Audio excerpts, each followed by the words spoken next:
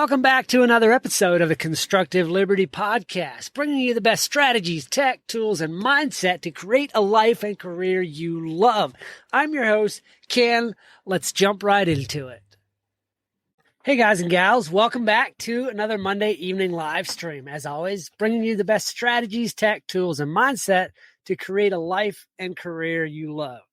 Tonight, we're talking about something that I often talk about in bits and pieces. I actually did a live stream about 3 weeks ago, I believe, on the first of the keys that I think are key to living a life of impact, to having the impact that we want to have in life. And I think that we all do want to have an impact in life, because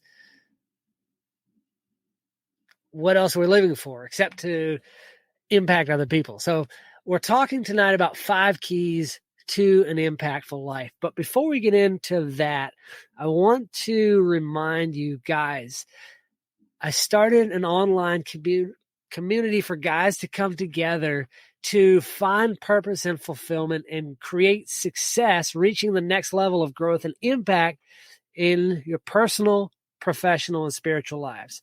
I created that community because, I was seeking to be around other people that also wanted those things. So I couldn't find that kind of a community, so I created it on my own. So if you're interested in joining that, you can reach out to me, coach@kennethesh.com, or find me on any of the social medias and just express your interest in joining that community for guys. Love to invite you in. We're talking about 5 keys to an impactful life. So what I'm going to do is give you each of the 5 keys, and then I'm going to talk about each one individually. And at the end, I'll go through and kind of bullet point what we talked about. So let's just jump right into it. The first of the 5 keys to a life of impact is purpose. Now, I talked a couple of weeks ago, I think it was 3 weeks ago, about purpose. I went into that pretty deep. I don't know that I came up with a lot of answers, but I asked a lot of questions that could help you find your purpose. I know they've gone a long way in helping me find my purpose. Now, life purpose refers to the reasons or goals that drive a person's existence, that give meaning to a person's life. It's often combines, or it's a combination of a person's talents, their values, passions, personality, and it gives a person, a sense of direction and fulfillment. A lot of people come up with a purpose statement for their life. I don't necessarily have a purpose statement. I do have a mission statement on a sticky note up there behind my computer screen, behind my little camera there. And my mission statement goes like this: to be free, to live with purpose, on purpose, and to embody all that Yahweh or God has created me to be. My purpose in life goes right along with that. That is to help others become everything that they were created to be, to help other people fulfill their unlimited potential. I believe that we as humans have unlimited potential to do great things, to do awesome things. Not all of us want to do big, huge works or big, huge things. Not all of us want to have a massive impact on millions of people. But I believe that we can if we tap into our unlimited potential. I think that so often we only utilize a tiny portion of the potential we've been given. And I want to use everything that I've been given. That's my mission in life. And my purpose is to also help other people unlock their full potential as well. So for so many people, purpose is like some far out, woo-woo, difficult to achieve thing. It's challenging. It's often a lifelong journey that people take. It's an epic journey, like Lord of the Rings. Their purpose is so hard to find. I don't think it's that super difficult. I've kind of distilled it down into something pretty easy. Essentially, it's utilizing your gifts, your talents, your abilities, your skills, your passion, your values, and your personality in creating a difference in the lives of other people. That is our purpose in a nutshell. And so often we have such a hard time finding our purpose, or we make it a lot more of a difficult thing than it really needs to be. So one way that you can start finding your purpose or exploring what your life purpose is, or if you even need one, is to figure out what brings you joy, what brings fulfillment. Like, what do you love doing? What are you good at? Think about the things that you're passionate about, the things you're interested in, your values, your strengths, and how can you combine those things to reach out to other people? What is the impact that you want to have in the world? How can you help others? Maybe that's something like making music. Are you an artist? Like, I guess both of those are art, but are you a good painter, or are you a good carpenter and you can build great houses? Or like, what is the thing that you can make a difference in the world with, a positive difference? So life purpose isn't always for everybody a one-time discovery. And I mean, I say, let me change that a little bit. It's not always purpose is a little bit different. Here's what I have written down. Life purpose is not always a one-time discovery, but it's an ongoing process of self-discovery and growth. So as we go through life, sometimes how we express or how we live out our purpose can change. So 10 years ago, my purpose was working with youth. It was helping, kids, 10-year-old, 12, 13, 15, 18-year-old kids figure out who they were, figure out that they weren't messed up. They weren't broken like the school system would have them believe, or they actually mattered in the world. It was giving them a sense of, I'm actually important. I matter. I can go do something. I don't have to be stuck in this place where I'm at right now. That was my purpose, or how I lived it out 10, 12 years ago. That's changing how I express that these days. It's not always a straightforward thing. Your purpose is not always like, you don't always know how to express it. Sometimes it's I don't really know what my purpose is, but I kind of know how I'm living it out. Like I mentioned earlier, I don't have a purpose statement, but my mission statement kind of ties right into it. So some of us have a lot of different passions and interests.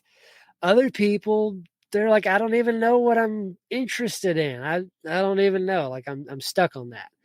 So sometimes we just need to reach out to a friend and be like, hey, look, can you help me out here? What are some things that I'm good at? What are some things that you see me light up when I'm doing those things? Some people need to reach out to a therapist or a counselor or a purpose coach like me. We also have to remember that your life purpose is not always related to work. I think that our work ties directly into life purpose. Work is a huge part of life. Like for most people, work is probably 75% at least of their waking hours. And that's a huge portion of your life to not be living, doing something that you love, to not be expressing your purpose, what you were created to do. It's a huge portion of life. And if you can tie work into your purpose, then great. I mean, that's so much better. If not, it's not the end of the world. It also, your purpose can encompass your relationships, your personal growth, and how you impact your community. Your purpose includes your whole life. Nothing should be left out. So when you live in alignment with your purpose, sometimes you have to take risks. Sometimes you have to step outside of your comfort zone and be open to change. But life is so much more enjoyable when you are living there. It brings you meaning and direction to your life. Okay. All right, we're going to move on from that one. I'll bullet point the things at the end. The second key to an impactful life is mindset. And if you're struggling with your mindset, you need to go listen to the Mindset Mentor podcast. He has I don't know. I mean, if you don't like hearing the F word a lot, don't listen to the podcast. But he talks a lot about mindset, and he's got some really good stuff to say on improving your mindset. Improving your mindset is one of those things that is crucial for your personal growth and your overall well-being. It helps you to tackle challenges, helps you to live a fulfilling life. Okay, we talked about fulfilling life with purpose as well. So a negative mindset holds you back, and it can contribute to the stress and anxiety that you see on a day-to-day basis. And it's really it perpetuates itself. If you have a negative mindset, it brings you stress and anxiety, which further degrades your mindset. So it's kind of a snowball rolling down a hill, growing larger and larger and picking up speed. And pretty soon nothing can stand in its path. And it takes a massive mountain to break up the snowball. What started out as a little snowball.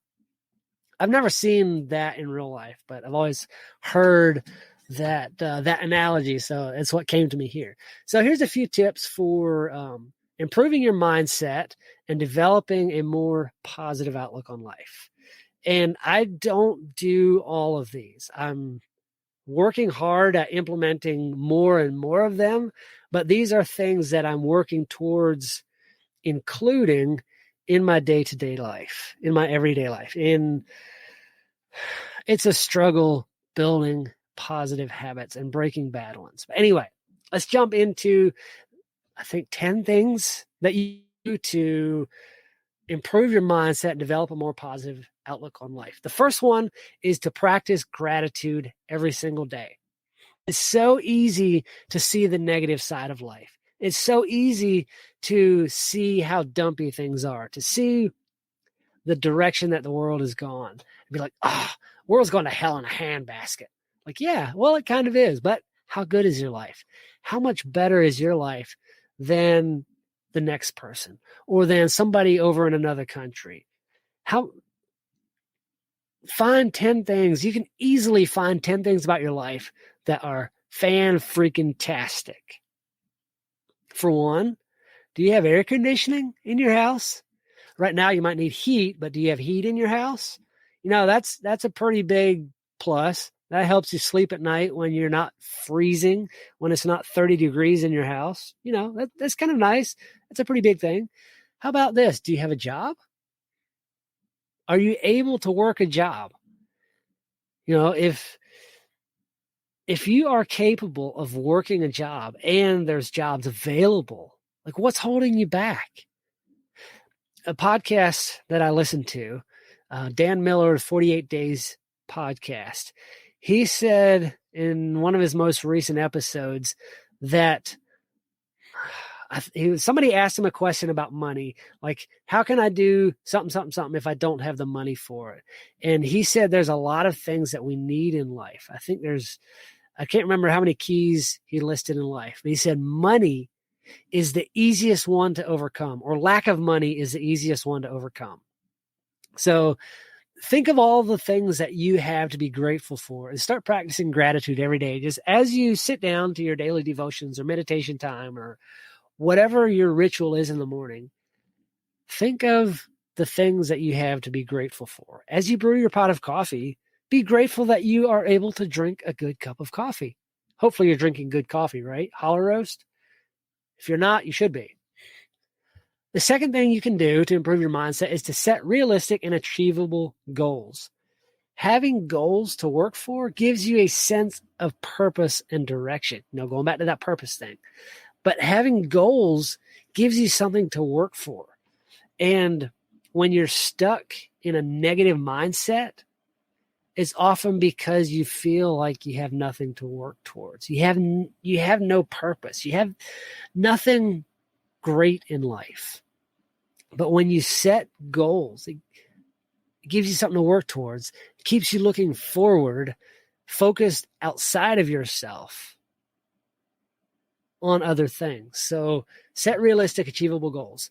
Third thing is to surround yourself with positive people. They say that you are the average of the 5 people you spend the most time with. I even posted that on my Twitter account today. You should go follow me, Ken_EASH, Ken Esh. Go follow me, connect with me on Twitter. You can like and share my stuff if nothing else, or comment on it. But you are the average of the 5 people you spend the most time with. If the people that you surround yourself with are not lifting you up, if they do not have a more positive attitude than you have, then you need to be around different people. The 4th thing is to practice self-care, taking care of your physical health and your mental health. It adds to the positive mindset that we have. You need to exercise, proper nutrition, getting enough sleep. Those are things that build up your mindset. Those are things that boost your mood and reduce stress. Remember, we talked about the negativity compounds on itself and just keeps, running your mindset down. Number 5, limit exposure to news and social media. I say you could probably eliminate news altogether and definitely limit the social media. Kind of interesting. I was talking with my wife today, and she has been on an Instagram fast. And she said today she went to check something out that I had shared with her and told her about. And 30 minutes later, she realized she was scrolling reels. That is a destructive habit. And I do the same thing. Like all of a sudden I realize, what am I doing? Where has the time gone? So limit the news and social media. Number 6 is to challenge negative thoughts. Get a drink here. It is natural for us to have negative thoughts from time to time. But what we need to do is to recognize when we have a negative thought, like, oh, I just hate myself for doing that. Like, that is not a constructive thought. And we are the Constructive Liberty podcast. So everything needs to build towards the life we want to live.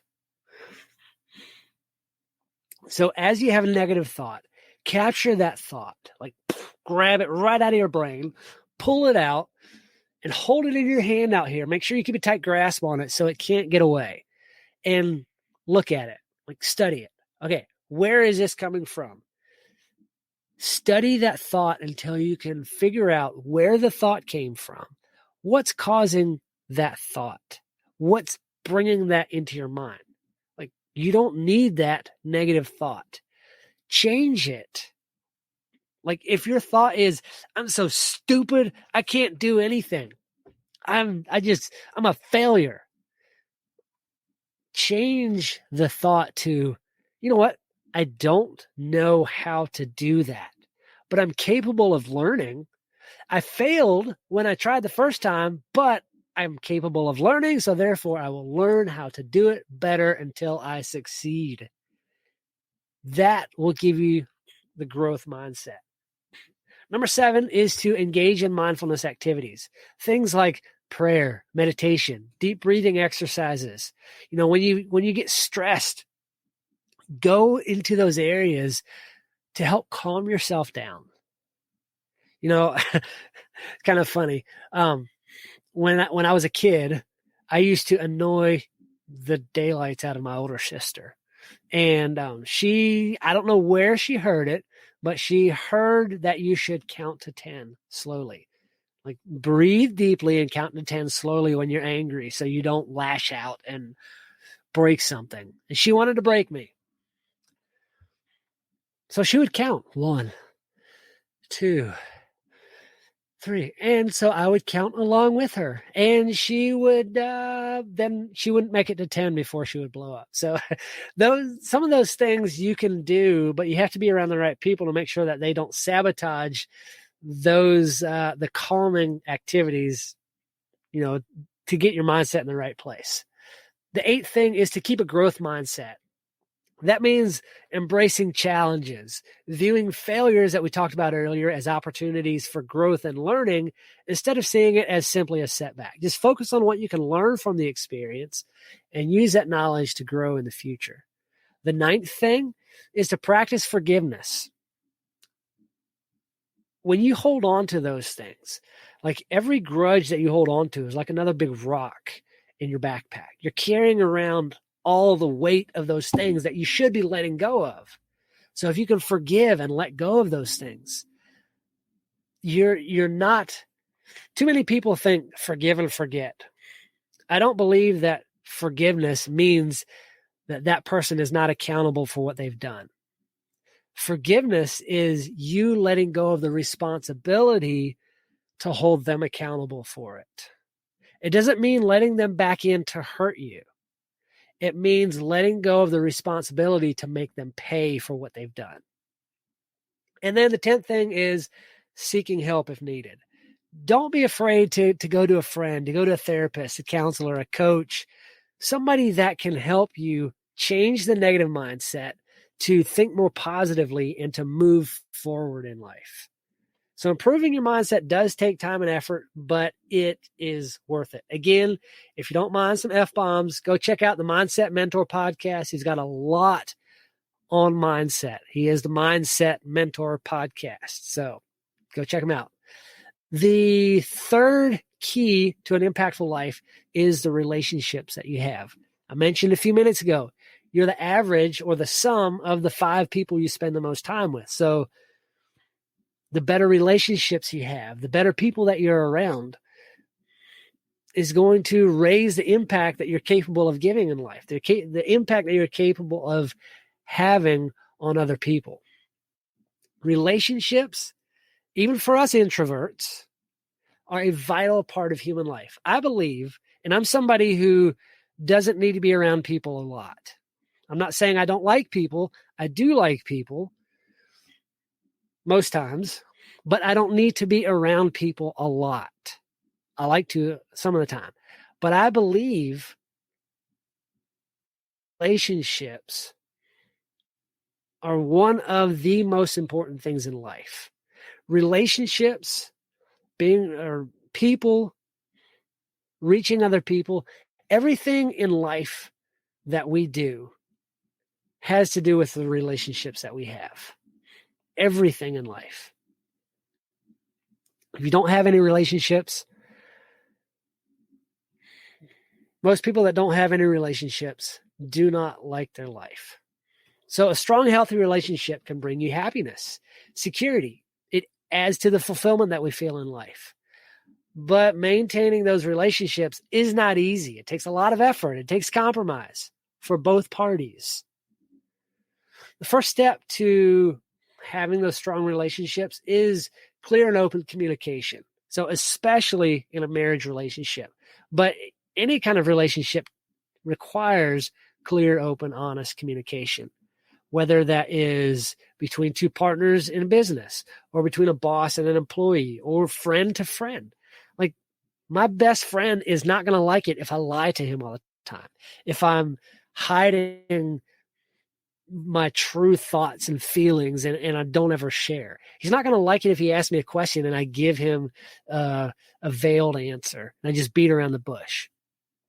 Communication has to be open, has to be respectful, and you have to listen. That is one of the biggest parts of communication is actually listening.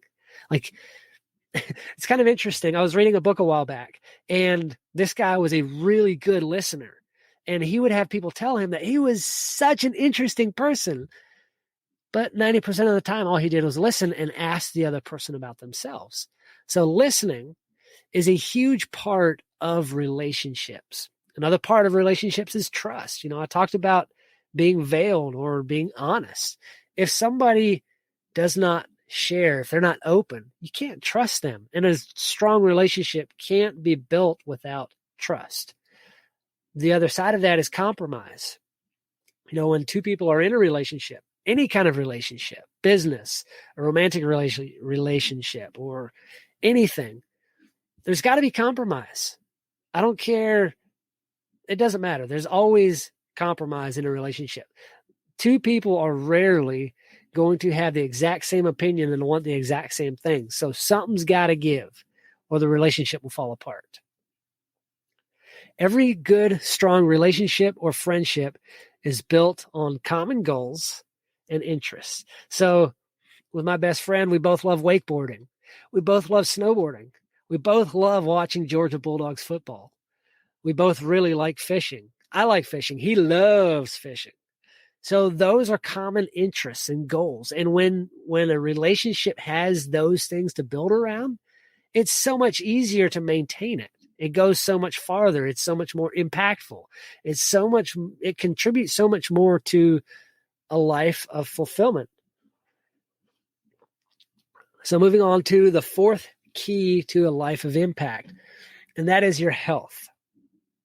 So many people, if you go out in public and look around, by far the vast majority of the people are overweight, out of shape, wheezing, can't breathe right, just in a word, I mean, honestly, often when I go out in public, I look around and I'm disgusted. Like, people, take care of yourselves. Come on. What are you thinking? Like, how can you live life at 350 pounds and you waddle around, your arms are hanging out on your side? Now, I know some people have issues that they haven't been able to get a hold of. Some people say they have issues they can't help, but it's because they haven't taken care of themselves to begin with. Okay, off my soapbox. There's a lot of different elements of health. There's your physical health, your mental health, your social health, your spiritual health, your emotional health. All of those things, your mental health even. Maybe I said that. I did. All of those things contribute to your overall health. They contribute to the quality of your life. If you don't have your physical health, like if you're eating junk food, you're drinking all the time, you're smoking cigarettes, you're eating another Big Mac or a Twinkie or another ice cream. Seriously, I'm like, come on. Your quality of life goes downhill. If I do all of those things, then half of the things that my buddy and I enjoy doing together are out the window. I can't wakeboard anymore. I can't snowboard anymore. I won't fit in the boat to go fishing. All of those things. Your mental health is another one. We talked about your mindset. Exercise helps out with your mental health. The social connections that you have. There's so many different things that contribute to your mental health. Your social health, which has to do with all your relationships that we just talked about. All of those things contribute to the quality of your life. You need to find what works for you and do whatever it takes to maintain a level of health that contributes positively to your life. Sleep is something that most of us don't get enough of. I don't get enough sleep. I typically wake up at 4:30 or 5 o'clock. And if I get to bed after 9, 9 o'clock is 7 hours of sleep? 7.5, no, it'd be 7.5 to 8 hours of sleep. And that's assuming I sleep every minute of that. I don't usually. The dog wants to go out. I toss and turn. The rain is loud. So many different things take away from the sleep. So that's another aspect of health. If you want to talk about diet, there's so many different opinions out there. I'm of the belief that you have to find what works for you.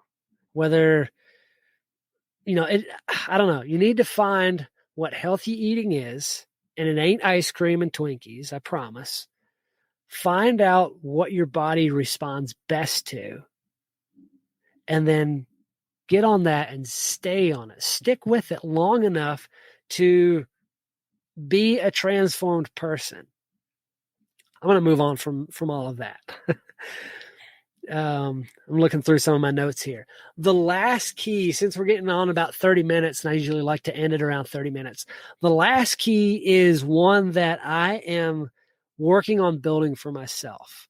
I don't have all of the answers here. I've observed a lot of people, and I know what works the best for most people. And there's a lot of different avenues or railways or paths to achieve it. Okay. I'm still working on finding mine. But the last key number 5 is wealth. That's not required to impact other people. It's not. I laid out these 5 keys in order of not necessarily importance, but in order of, I think, effectiveness, or in order of maybe kind of importance. Because I mean, if you don't have purpose in life, it's hard to impact other people. It doesn't matter how wealthy you are, you have no purpose. So how are you positively impacting other people? You can have all the relationships in the world, but if you don't have a purpose, I mean, you might have impact on some people. But if you have your purpose and you have a positive mindset and you have strong relationships and you're in good health, you can have a lot of impact with those 4 things. The wealth magnifies that, like exponentially. They say, I forget who it was I heard say this, said that wealth doesn't make the person. It simply magnifies who you are. It expands on who you already are as a person. So if you're a rotten person, if you are somebody who is very negative and is, just a Debbie Downer all the time, and you come into wealth, if you're a spender, if you blow every dollar that you get and you come into great wealth, you're just going to become more of that kind of person. But if you are somebody who has a purpose, who has a solid mindset, who has great relationships, who has good health, your wealth is going to exponentially magnify the potential for impact that you have in the world. So the thing that I've found that works best for the most people, and the path that I am trying to follow until I find another one, I'm exploring paths, but the one that I try to stick to the best is this: creating a budget and tracking expenses, and then saving as much as possible. So, right now, my wife and I are at a time of our life when money's tight. We've got a whole farm that we're trying to take care of. We're trying to build a house. We're restructuring our businesses to try to save more money. But in the process of trying to save on taxes, we're having to restructure our pay schedules and all of those things. And it's creating a crunch in life. So we don't have a ton of money. A budget helps with that. It doesn't limit what we're allowed to do. It does. I mean, a budget limits what you're allowed to do, but a budget is not something that says, no, you're not allowed to do anything. But a budget is simply you saying, this is what I want to spend my money on, and making sure it goes to those things. So if you can create a budget, track your expenses, and find every area possible to save. Like don't spend a month trying to knock $10 off your phone bill. Okay? Spend an hour trying to knock $10 off your phone bill, because if you do that over a year, $10 a month off your phone bill is $120. That hour was probably worth it. But spending a month knocking a few cents off of it, that's not worth it. So find what makes sense and put your time and effort into those places where you can save money. Another thing that you can do, which I'm trying to do as well, is identifying things that you have around the house or around the farm, or around the shop, or wherever, things that you don't use a lot, and then selling them. Take pictures, list them on Craigslist or Facebook Market, or I don't know. There's 10,000 places where you can sell it, but do those things. The next thing is to save regularly, like setting up automatic transfers to a savings account that you don't touch. That's super hard to do, because when you need money, it's like, hey, there's that savings account that I've been putting money in for the last 3 months. I need that money. It's hard to leave that alone. Trust me, I know. The third thing is to pay off high interest debt. All debt, really, but starting with the high interest ones. The bigger, Dave Ramsey has the snowball method, starting with the bigger debts, and then you put all that money towards the next debt. You put all that money towards the third debt. Some people like to calculate the interest, like where will they save the most money? Is it the highest debt or is it the highest interest debt? So you're going to have to figure out what works for you, but paying that off so that you can then put that money into savings and investments. And then if you're an employee, take advantage of your employee-sponsored retirement packages and all the tax benefits and pre-tax investments and all of those things. I have only been an employee for like 2 years of my life, so I'm not sure what all goes into that. I'm trying to figure that out as I restructure my business, and I don't love all of the things that go along with it, all the tax implications, all the just want to pull my hair out, but we're having a positive mindset here. Need to also continuously educate yourself about personal finance and investing. And then the last thing is patience. You have to be patient because building wealth for most people takes time, and it typically grows slowly. Dave Ramsey, I follow him on Instagram. So I think he just posted something that said 2 out of 3, or is it 1 out of 3 millionaires, people that retire millionaires, did not have a 6-figure income. So that is slow, consistent growth over time, investing everything you can, putting aside, being smart with your money. It doesn't take a massive income to grow your wealth. It does if you want to do it fast, but slow, consistent growth. Remember the story about the tortoise and the hare? The turtle won the race. I'd rather be faster and still have the discipline and patience of the turtle, but it's an Aesop fable. So again, create a budget, save regularly, pay off all your debts, invest wisely, take advantage of the benefits if you have those, and continuously educate yourself, read books, attend workshops, all of the things that you can do to knowledge about how to become better with money. You have to be learning always. And then patience. So again, the 5 keys to a life of maximum impact is purpose, mindset, relationships, health, and wealth. That's all I've got for tonight. We're at almost 40 minutes. I hope you enjoyed it. In the future, I'm going to probably expand a lot more on these, go a lot deeper into them. I love having guests on to talk about these things. And if you're watching this live, tomorrow, which is Tuesday at 4:30 p.m. Central Time, I'm actually chatting with John Moody, the founder of Rogue Food Conference, and we're talking about building a profitable family business. This is a man who has built a profitable family farm with a lot of different ventures. So it's going to be a really fun conversation. Again, that's at 4:30 Central Time on Tuesday, January the 31st. So if you're listening to this in the future, you've missed it, but I'm sure you can catch the audio replay somewhere in the podcast feed. But for tonight, do good work.